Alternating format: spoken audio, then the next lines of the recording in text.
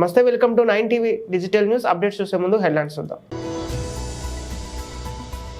వైఎస్ఆర్సీపీలో చేరిన విజయవాడకు చెందిన పలువురు టీడీపీ మాజీ కార్పొరేటర్లు, జనసేన నాయకులు. పార్టీ నిర్వహణ అవసరాలకు 10 కోట్ల స్వార్జితత్వాన్ని విరాళంగా అందించిన శ్రీ పవన్ కళ్యాణ్. జగన్కి కమిషన్లు ఇవ్వలేక పరిశ్రమలన్నీ రాష్ట్రం నుండి వెళ్లిపోయాయి, చంద్రబాబు.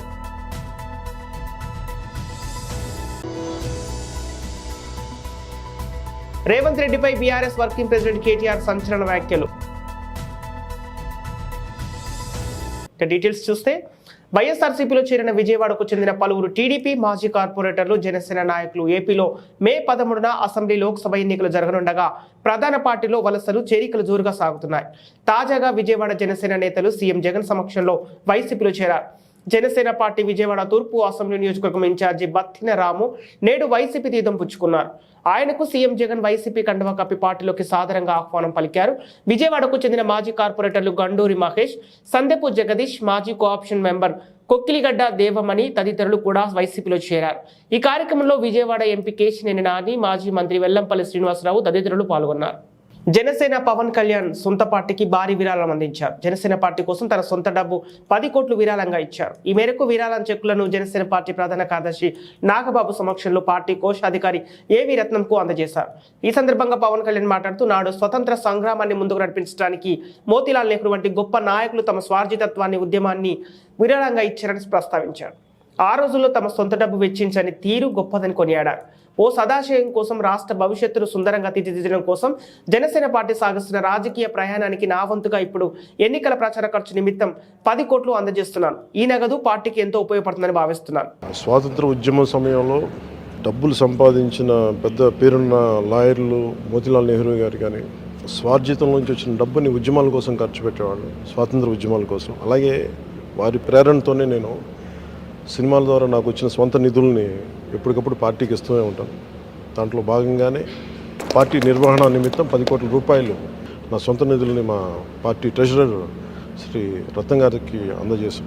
ఇప్పుడు ఎన్నికల నిర్వహణ లేదంటే ఒక పార్టీని నడపడం చాలా డబ్బుతో కూడుకున్నది. నేను చాలామంది నా కోసం 200 రూపాయలు, 500 రూపాయలు, 1,00,000 రూపాయలు ఇచ్చే ఒక బేల్దారి మేస్త్రి కానీ వీళ్ళందరూ నాకు చాలా ప్రభావితం చేసే వ్యక్తులు. 500-600 రూపాయలకి కూలి చేస్తూ నాకు ప్రతి రోజు 100 రూపాయలు పంపించే రైతు కూలీలు ఉన్నారు. సో వాళ్ళే అంత బలంగా పార్టీకి అండగా ఉన్నప్పుడు ఆర్థికంగా నా వంతు కృషిగా నేను కూడా దాదాపు 40-50 కోట్ల పైన ట్యాక్స్ కట్టాను లాస్ట్ 5-6 సంవత్సరాల్లో. అందుకని నేను కూడా మిగతా సంపాదన పార్టీకి నేను అందజేస్తూ వచ్చాను. దాంట్లో భాగంగానే ఇప్పుడు 10 కోట్ల రూపాయలు అందజేశాను. మనస్ఫూర్తిగా ఇది పార్టీకి అండగా ఉంటుంది ఈ నిధులు అని చెప్పి రత్నం గారికి తెలియజేసుకున్నాను. Thank you sir. Thank you. ఎన్నికల ముంగిట టీడీపీ అధినేత చంద్రబాబు పార్టీలో సీనియర్ నేతలకు కీలక పదవులు అప్పగించారు. రెడ్డి సుబ్రహ్మణ్యంను పోలిట్ బ్యూరో సభ్యుడిగా నియమించారు. కేఎస్ జవహర్ను టీడీపీ జాతీయ ప్రధాన కార్యదర్శిగా నియమించారు. గండి బాబ్జీకి విశాఖ లోక్సభ నియోజకవర్గ అధ్యక్ష బాధ్యతలు అప్పగించారు. హిందూపురం లోక్సభ నియోజకవర్గం అధ్యక్షుడిగా బివి వెంకటరామును నియమించారు. ఇక టీడీపీ ఎగ్జిక్యూటివ్ కార్యదర్శులుగా సీఎం సురేష్, మన్నె సుబ్బారెడ్డి, కొవ్విలి యతిరాజ, రామ్మోహన్ నాయుడు, మధునూరి మురళీ కృష్ణరాజు, వాసిరెడ్డి, యేసుదాసులను నియమించారు. నేను సీఎం అయిన తర్వాత సమైక్య ఆంధ్రప్రదేశ్లో ప్రపంచం అంతా తిరిగి పెట్టుబడులు తీసుకొచ్చాను. మళ్ళీ ఆంధ్రప్రదేశ్ విడిపోయిన తర్వాత 16 లక్షల కోట్ల రూపాయల పెట్టుబడులు వచ్చాయి. అనంతపూర్ జిల్లా పేద జిల్లా, నీళ్లు లేని జిల్లా. అలాంటి జిల్లాలో ఇండస్ట్రీ వస్తుందని ఎవ్వరూ కలగనలేదు. అప్పుడు నేను ఆలోచించి కియా మోటార్స్ రావాలని చెప్పి ప్రయత్నం చేశా. కియా మోటార్స్ మీరు చూస్తే మహారాష్ట్ర పోటీ పడ్డారు, తమిళనాడు పోటీ పడ్డారు, సాక్షాత్ ప్రధానమంత్రి నరేంద్ర మోడీ గారి రాష్ట్రం కూడా గుజరాత్ పోటీ పడ్డారు. ఎక్కడా కాదని మన దగ్గరికి వచ్చారంటే అది తెలుగుదేశం పార్టీ చూపించిన చొరవ, సమర్థత. దగ్గర మన దగ్గరే తయారైన కార్లు ఈరోజు ప్రపంచం అంతా తిరుగుతున్నాయి. కొన్ని 100,000 కోట్ల రూపాయల ఆదాయం వస్తూ ఉంది. మన యువతకు ఉద్యోగాలు వచ్చాయి. మనం అన్నీ చేస్తే పక్కనే ఒక జాకీ పరిశ్రమ వస్తే దానికి వాటా అడిగి తరిమేశారు. ఈ జిల్లాలో మీరు ఒకసారి చూస్తే అమర్ రాజా బ్యాటరీస్, ఈ జిల్లా వాసి అమెరికా నుంచి వచ్చాడు, ఇండస్ట్రీ పెట్టాడు తిరుపతిలో, కొన్ని వందల వేల మందికి ఉద్యోగాలు ఇచ్చాడు. అలాంటి ఇండస్ట్రీ పైన పడి ఆ ఇండస్ట్రీని తరివేస్తే ఆంధ్రప్రదేశ్లో మేము పెట్టుబడులు పెట్టాం. మేము నేరుగా పోయి తెలంగాణలో వేరే రాష్ట్రాల్లో పెడతామంటే వేరే రాష్ట్రాల్లో పెట్టే పరిస్థితికి వచ్చారు. ఢిల్లీలో రాహుల్ గాంధీ మోడీని చౌకీదార్ చోరీ హై అంటూ అక్కడే ఉన్న రేవంత్ రెడ్డి మోడీ మేరే బడే బాయ్ అంటాడు. అసలు ఇక్కడున్న కాంగ్రెస్ ఇది కాంగ్రెస్ బీజేపీ అర్థం కాదు. బీఆర్ఎస్ వర్కింగ్ ప్రెసిడెంట్ కేటీఆర్ ఇక్కడున్న కాంగ్రెస్ అయితే చాలా విచిత్రమైన కాంగ్రెస్. ఈ కాంగ్రెస్ అసలు ఇది కాంగ్రెసా బీజేపీ అర్థం కాదు మనకు కొద్దిసేపు చూస్తే. आप एक मिनट सोचो, ऊपर राहुल गांधी है दिल्ली में, उन्होंने क्या बोलते, चौकीदार चोर है बोलते, चौकीदार चोर है అంటాడు. మరి ఇక్కడున్న రేవంత్ రెడ్డి ఏమో నై చౌకీదార్ నీ అయినో చోర్ నీ అయినో హమారే బడే బాయి హై, చౌకీదార్ చోర్ హై అని ఆయన అంటాడు, ఈయననేమో బడే బాయి హై హమారే అని ఈయన అంటాడు. ఇంకొక మాట మీరు ఆలోచించండి, అదానీ ప్రధాని, అదానీ के लिए काम करते प्रधानी అని రాహుల్ గాంధీ అంటాడు. अदानी के लिए काम करते प्रधानी राहुल गांधी का बोलना है. यहाँ पे रेवंत रेड्डी क्या कर रहे, जाके अदानी से गले मिलते दावोस में, क्योंकि ठंड ज्यादा है वहां पे, गले मिल लिए, वहां डील कर लिए, दोनों कस के पकड़ लेके फोटोग्राफ ले रहे. అంటే అదాని దొంగనా దొరనా చెప్పు మరి నువ్వు. మీ రాహుల్ గాంధీ ఏమో అదాని మంచోడు కాదంటాడు, రేవంత్ రెడ్డి మాత్రం అదాని సక్కటోడు సొక్కం మనిషి ఈయన చెప్తాడు. गुजरात मॉडल बेकार है, फेक है, ये राहुल गांधी का बोलना है. अब यहाँ पे हमारे छोटे भाई नरेंद्र मोदी के छोटे भाई रेवंत रेड्डी का बोलना है कि तेलंगाना को मैं गुजरात के रास्ते पे ले जाता हूं, गुजरात मॉडल बनाता हूं అని ఇక్కడ ఈయన మాట్లాడుతాడు. लिक्कर स्कैम कुछ नहीं है, अरविंद केजरीवाल को अरेस्ट करना ना इंसाफ है, ये अच्छी बात नहीं है అని రాహుల్ గాంధీ అంటాడు. ఇక్కడ రేవంత్ రెడ్డి ఏమంటాడు, नहीं लिक्कर स्कैम है, कविता को पकड़ना अच्छी बात है అని ఈయన అంటాడు. కాంగ్రెస్ లోనే రాహుల్ గాంధీకి రేవంత్ రెడ్డికే ఒక శృతి లేదు. ఈయన ఇవాళ బీజేపీ పాట పాడుతున్నాడు. ఇక్కడ ఉన్న ఆయన రేవంత్ రెడ్డి మీరు యాద పెట్టుకోండి, ఇలా రాసి పెట్టుకోండి, పార్లమెంట్ ఎన్నిక తర్వాత ఈ రేవంత్ రెడ్డి అంటాడు, ఎందుకంటే కాంగ్రెస్ గెలవది పీకది, వాళ్ళతో ఏం కాదు, దేశంలో ఊదు కాలది పీరు లేవది, వాళ్ళతో ఏం కాదు, 40 సీట్లు కూడా దాటే పరిస్థితి లేదు. 40 సీట్లు దాటకపోతే వెంటనే జంప్ అయ్యే మొట్టమొదటి క్యాండిడేట్ ఈ దేశంలో ఎవడన్నా ఉన్నాడా అంటే ఈ రేవంత్ రెడ్డి. మళ్ళా మొత్తం ముఠా కట్టుకొని ఈ నాగేందర్ను బిగేందర్ అందరిని తీసుకొని బీజేపీలకు జంప్ అయ్యే మొదటి క్యాండిడేట్ ఇదే రేవంత్ రెడ్డి. మీరు రాసి పెట్టుకోండి. నేను ఇప్పటికీ ఒకసారి కాదు 10 సార్లు అన్నా ఈ మాట, ఒక్కసారి అనలే ఈ మాట 10 సార్లు అన్నా. నేను అన్న ప్రతి చిన్న మాటకు స్పందిస్తాడు రేవంత్ రెడ్డి. గిట్లనో గట్లనో అంటే అన్నిటికి స్పందిస్తాడు. నువ్వు బీజేపీలకు పోతావు అనే ఆరోపణ నేను పెడితే 10 సార్లు అంటే కూడా ఒక్కసారి కూడా ఇప్పటివరకు ఒక్క మాట చెప్తలేడు. నేను ఓను బై, నేను జీవితాంతం కాంగ్రెస్ లోనే ఉంటా అని ఒక్క మాట పొరపాటున మాట్లాడతాడా? మాట్లాడాడు. సీఎం క్యాంపు కార్యాలయంలో ముఖ్యమంత్రి శ్రీ వైఎస్ జగన్ సమక్షంలో వైఎస్ఆర్ కాంగ్రెస్ పార్టీలో చేరిన జై భారత్ నేషనల్ పార్టీ మాజీ అధ్యక్షుడు గొరికపూడి చిన్నయ్య దొర. ఈ కార్యక్రమంలో పాల్గొన్న YSRCP regional coordinator PV Mithun Reddy, Peddapuram YSRCP MLA అభ్యర్థి దౌలూరి దొరబాబు.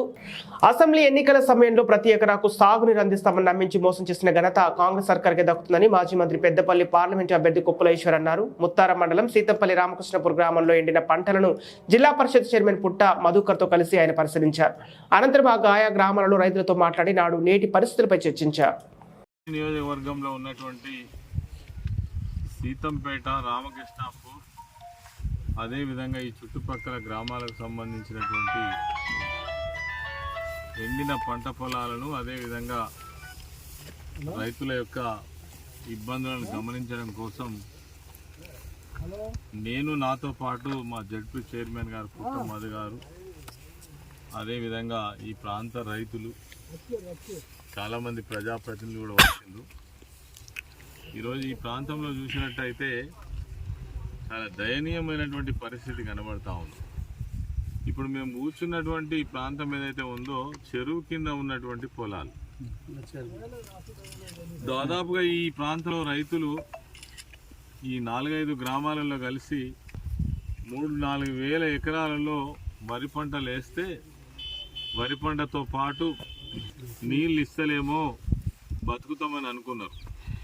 మరి ఈ విషయం ఏదో మొదలే ప్రభుత్వం డిక్లేర్ చేసినట్టయితే ఒక ఎకరం కింద 25,000 రూపాయలు పెట్టుబడి పెట్టేటోళ్ళు కాదు. ఒక్కొక్క రైతు 2 ఎకరాల నుంచి మొదలుకుంటే 6 ఎకరాలు 7 ఎకరాలు కూడా పెట్టుబడి పెట్టి ఈరోజు ఏమి చేయాలనో దిక్కుతోచని పరిస్థితులలో రైతు మనం చూస్తూ ఉన్నాం.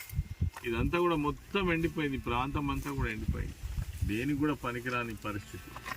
అసలు పోయిన సంవత్సరం ఈ దినానికి ఏ చెరువులో చూసినా, ఏ బావులో చూసినా, ఏ బోర్లలో చూసినా కావలసినన్ని నీళ్లు ఉండే. ఇంత మంచిగా నిర్మాణం చేసి చెరువులను మరమ్మతులు చేసి అనేక కాలువలు దవ్వి ప్రాజెక్టులు కట్టి నీళ్లు తీసుకొచ్చినటువంటి ప్రభుత్వాన్ని మరి మార్పు చేసుకున్నారు. ఎవరైతే ప్రభుత్వం నిర్వహణ చేస్తున్నారో పాత పద్ధతులలో నీళ్లను కొనసాగించి రైతులను కాపాడితే మీ మార్పుకు అర్థం ఉండేది. కానీ ఇలా మార్పు జరిగిన వెంటనే కనీసం నీళ్ళు ఇచ్చే పరిస్థితి లేదు. ఇలా తాగునీళ్ళకు కూడా చాలా కటకట ఉన్నది. పోయిన సంవత్సరం నిజంగా వర్షాలు పడలేదా అంటే పుష్కలమైన వర్షాలు పడ్డది. దాదాపు ఏళ్ళ కింద 400-500 ఏళ్ళ కింద పడనంత వర్షం పడ్డది. అయినా ఇలా నీళ్ళు లేవు. మరి ఎక్కడికి పోయినాయి నీళ్ళు? పోయిన సంవత్సరం ఉన్న నీళ్ళు ఇప్పుడు ఎందుకు లేవు? ఓదికేమో రైతులు ఈ బాధపడుతుంటే ఆయన రేవంత్ రెడ్డి ముఖ్యమంత్రి గారు తెచ్చుకోపోండి, రుణమాఫీ 2 లక్షలు చేస్తాం డిసెంబర్ 9వ తారీఖు అనగానే కొంతమంది 1 లక్ష తెచ్చుకున్నారు, కొంతమంది 2 లక్షలు తెచ్చుకున్నారు. ఇప్పుడు ఆ బ్యాంకర్లు పోయి ఇంటి మీద నోటీసులు ఇస్తున్నారు. ఇప్పటికే 138 మంది రైతులు ఆత్మహత్య చేస్తున్నారు. ఇది మన దురదృష్టం. ప్రభుత్వం మారి 3-4 నెలలు తిరగక ముందు 138 మంది రైతులు ఆత్మహత్య చేసుకోవడం ఇంతకంటే ఘోరం, ఇంతకంటే దారుణం ఏమి లేదు. మంచిర్యాల జిల్లా రామకృష్ణపూర్లో పార్లమెంట్ లోక్సభ ఎన్నికల సందర్భంగా పోలీస్ ఫ్లాగ్ మార్చ్ కవాతు నిర్వహించారు. ఈ కార్యక్రమంలో బెల్లంపల్లి ఏసీపీ రవికుమార్ మాట్లాడుతూ రామగుండ కమిషనర్ ఆదేశాల మేరకు రామాలయం చౌరస్తా నుండి రాజు చౌక్ చౌరస్తా మీదుగా ర్యాలీగా సిఆర్పీఎఫ్ బలగాలతో ఫ్లాగ్ మార్చ్ నిర్వహించడం జరిగిందని, ప్రజలు లోక్సభ ఎన్నికల్లో ఓటును స్వేచ్ఛగా విధంగా వినియోగించుకోవాలని, ఎలాంటి అవాంఛనీయ సంఘటన జరగకుండా ప్రజలు పోలీసు వారికి సహకరించాలని పోలీసు వ్యవస్థ ప్రజల మధ్య ఉంటుందని అన్నారు. ఈ కార్యక్రమంలో మందమరి శశిధర్ రెడ్డి, ఎస్ఐలు రాజశేఖర్, ప్రవీణ్ కుమార్, రాజశేఖర్, అంజయ్య, సిఆర్పీఎఫ్ బలగాలు, ఏఎస్ఐలు, కానిస్టేబుల్ పాల్గొన్నారు. మంచిర్యాల డీసీపీ గారి ఆదేశానుసారం ఈరోజు చెన్నూరు నియోజకవర్గంలోని రామకృష్ణాపూర్ పట్టణంలో ఈ సిఆర్పిఎఫ్ ఫోర్స్, కేంద్ర రిజర్వ్ పోలీస్ ఫోర్సు మరియు మందమరి సర్కిల్ యొక్క అధికారులు, సిబ్బంది మన రామకృష్ణపూర్ పట్టణంలో ఫ్లాగ్ మార్చ్ చేయడం జరిగింది, కవాతు నిర్వహించడం జరిగింది. సో ఇది ఈ రాబోయే లోక్సభ ఎన్నికలను దృష్టిలో పెట్టుకొని ఈరోజు ఈ ఫ్లాగ్ మార్చ్ నిర్వహించడం జరిగింది. దీని యొక్క ముఖ్య ఉద్దేశము ఓటర్లు గమనించాలి. మీకు ఓటర్లకి మేము పోలీస్ ఫోర్సు అందుబాటులో ఉన్నామని మీకు ధైర్యాన్ని, ఒక నమ్మకాన్ని కలిగించడానికి, మేమంతా ఉన్నామని చెప్పడానికి, ఒక విశ్వాసాన్ని పెంపొందించడానికి ఈరోజు కేంద్ర రిజర్వ్ పోలీస్ ఫోర్స్ మరియు లోకల్ పోలీసులము ఈ కవాతు చేయడం జరిగింది. కాబట్టి ఓటర్లందరూ ఈ లోక్సభ ఎన్నికల రోజు మే 13వ తారీఖు రోజు మనము అందరూ స్వచ్ఛందంగా ఎన్నికలలో పాల్గొని మీ యొక్క ఓటు హక్కుని స్వేచ్ఛగా, నిర్భయంగా మీ ఓటు హక్కును వినియోగించుకోవాలని మనవి చేస్తున్నాం. అలాగే ఎన్నికలకు ముందు కానీ, ఎన్నికల రోజు కానీ ఏవైనా ఎన్నికలకు సంబంధించిన ఉల్లంఘనలు, ఏమైనా ఇల్లీగల్ యాక్టివిటీస్ జరిగినట్లు మీరు గమనించినట్లయితే మీరు 1950కు కానీ, టోల్ ఫ్రీ నంబర్ 1950కు కానీ, సి విజిల్ అనేటువంటి యాప్ కానీ మీరు ఫిర్యాదు చేసినట్లయితే వెంటనే ఆ యొక్క సమస్యను ఇమీడియట్గా అటెండ్ చేసి ఆ యొక్క ఆ చట్టాన్ని ఉల్లంఘించిన వారి మీద వెంటనే చర్యలు తీసుకోవడం జరుగుతుంది. కాబట్టి ఓటర్లందరూ, ప్రజలందరూ ఈ టోల్ ఫ్రీ నెంబర్ కానీ, తర్వాత సి విజిల్ కానీ మీరు ఫిర్యాదు చేయాలని కూడా ఈ సందర్భంగా నేను రిక్వెస్ట్ చేస్తున్నాను. Thank you. అనౌన్స్మెంట్ ఏంటంటే, గత అసెంబ్లీ ఎన్నికల సమయంలో ఆ రోజు మన రామకృష్ణపూర్ పట్టణంలోని చాలా పోలింగ్ స్టేషన్లలో మనకు ఉదయం 7 గంటల నుంచి సాయంత్రం 4 గంటల వరకు పోలింగ్ ఉంది. కానీ ఆ రోజు రాత్రి 8-9 అయింది. కాబట్టి దయచేసి ఓటర్లందరూ పొద్దున పూట మే 13 అంటే బాగా ఎండలు ఉంటాయి. సరే వేద్దాంలే మధ్యాహ్నం వేద్దాంలే అని పనికి పోకుండా మొదలే మీ యొక్క ఓటు హక్కును వినియోగించుకొని తదుపరి మీ యొక్క పనులకు వెళ్ళాలని ప్రత్యేకంగా మేము విజ్ఞప్తి చేస్తున్నాం. ఎందుకంటే ఆ రోజు మనకు లేట్ అయింది, బాగా చాలా ఇబ్బందులకు గురి కావాల్సి వచ్చింది. కాబట్టి ఇది ఒక special request to all the voters, కొంచెం ఎర్లీగా మీ నూకాంబిక ఉత్సవాలను జయప్రదం చేయాలి. అనకాపల్లి దళపతి స్థానిక నూకాంబిక అమ్మవారి జాతర ఉత్సవాలను జయప్రదం చేయాలని దేవాదాయ ధర్మాదాయ శాఖ డిప్యూటీ కమిషనర్ సుజాత తెలిపారు. స్థానిక అమ్మవారి ఆలయంలో మంగళవారం స్థానిక విలేకరులతో సమావేశం ఏర్పాటు చేశారు. సందర్భంగా జిల్లా దేవాదాయ శాఖ అధికారి మరియు ఆలయ ఈవో బండారు ప్రసాద్ పర్యవేక్షణలో ఉత్సవాలు ఘనంగా నిర్వహించడం జరుగుతుందన్నారు. అందులో భాగంగా అన్ని శాఖల అధికారులతో సమావేశాలు ఏర్పాటు చేయడం జరిగిందన్నారు. తీసుకోవాల్సిన జాగ్రత్తలపై సూచనలు సలహాలు తీసుకోవడం జరిగిందన్నారు. ఈ నెల ఏప్రిల్ 7వ తేదీ నుండి మే 7వ తేదీ వరకు నెల రోజుల పాటు అమ్మవారి ఉత్సవాలు ఘనంగా జరుగుతాయన్నారు.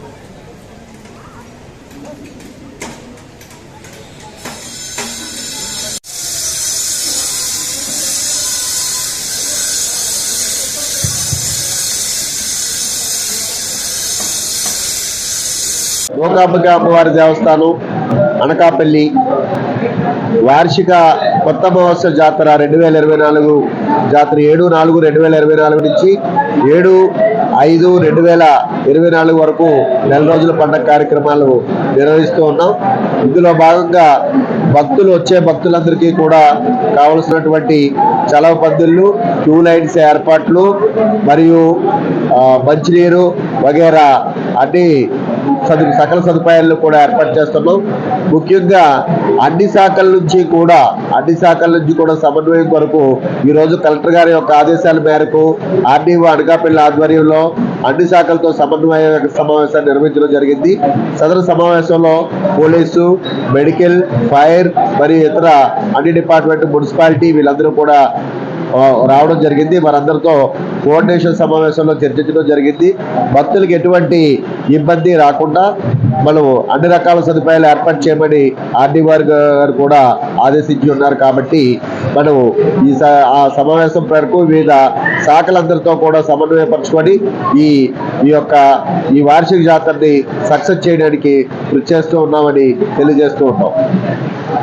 మహబూబ్ నగర్ రాష్ట్ర ఎన్నికల సంఘం ఆదేశాల మేరకు మహబూబ్ నగర్ పట్టణంలోని స్వీప్ ఆధ్వర్యంలో కార్యక్రమాలలో భాగంగా మంగళవారం ఓటర్లు అవగాహన చైతన్య ర్యాలీ నిర్వహించారు. డిఎస్ఏ స్టేడియం వద్ద స్థానిక సంస్థల అదనపు కలెక్టర్ శివేంద్ర ప్రతాప్ జెండా ఊపి ర్యాలీని ప్రారంభించారు. పట్టణంలో డిఎస్ఏ స్టేడియం నుండి ప్రారంభమైన ర్యాలీ బస్టాండ్, తెలంగాణ చౌరస్తా మీదుగా ప్రధాన వీధిలో ప్రజలను చైతన్యపరుస్తూ ముగిసింది. ఈ సందర్భంగా అదనపు కలెక్టర్ మాట్లాడుతూ ప్రజాస్వామ్యంలో ఓటు చాలా విలువైనది. ప్రతి ఓటరు ఎన్నికల్లో పాల్గొని ఓటు హక్కును వినియోగించుకోవాలని సూచించారు.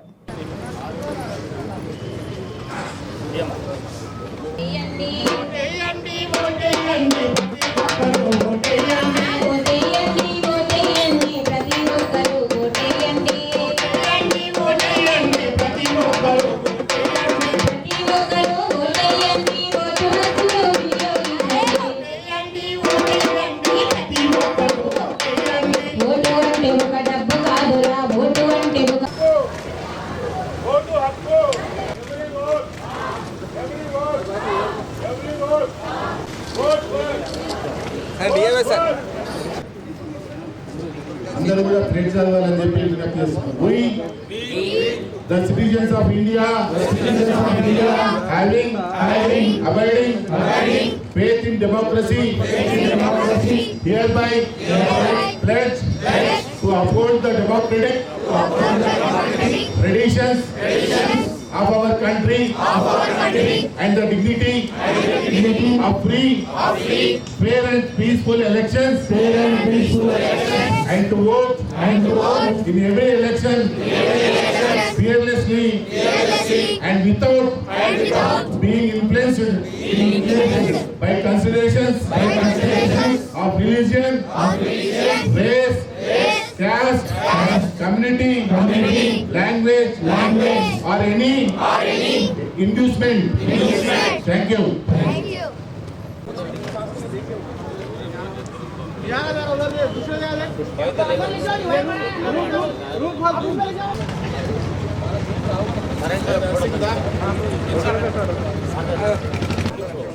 సార్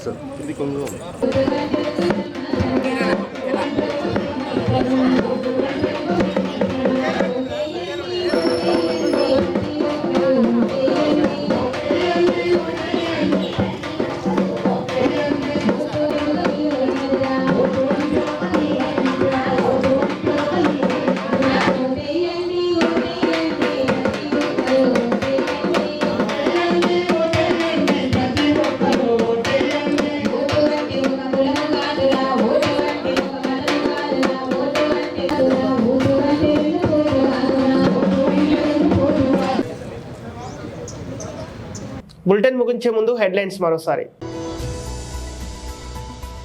వైఎస్ఆర్సీపీలో చేరిన విజయవాడకు చెందిన పలువురు టీడీపీ మాజీ కార్పొరేటర్లు, జనసేన నాయకులు. పార్టీ నిర్వహణ అవసరాలకు 10 కోట్ల స్వార్జితత్వాన్ని విరాళంగా అందించిన శ్రీ పవన్ కళ్యాణ్.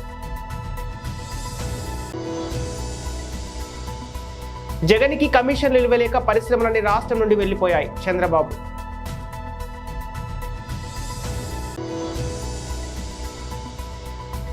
రేవంత్ రెడ్డిపై బీఆర్ఎస్ వర్కింగ్ ప్రెసిడెంట్ కేటీఆర్ సంచలన వ్యాఖ్యలు. ఇవి ఈనాటి వార్తలు. మరో బులెటిన్తో మళ్ళీ కలుద్దాం.